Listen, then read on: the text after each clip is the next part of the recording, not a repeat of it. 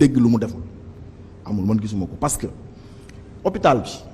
maa ngi rappelé wu y' a 2000 y' a en 2018 bi ñu fa demee 2019 dafa am benn association ay doomu Tivaouane yu nekk bitim réew defoon benn don indi leen benn scanner je crois bi ñu ñëwee xaalis bi recevoir bi ñu xaalis bi recevoir di waxtaan def ay doléances am y' a quelqu'un qui a écrit un bout de papier.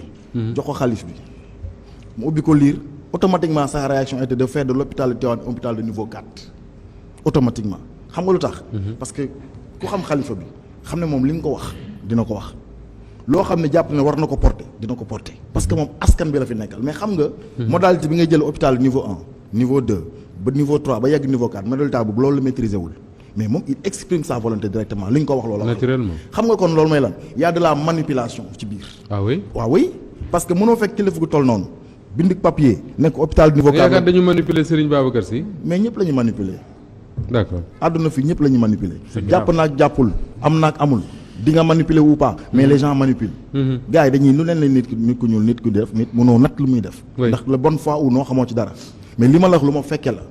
note lañ ko bindal. mu ne hôpital dañ ko war a yóbbu hôpital de niveau 4. alors d'abord pour rejoindre un peu li muy wax. bu fekkonte ne hôpital bi amul lu mu mën a jël du wax sànq am na ñu jóge li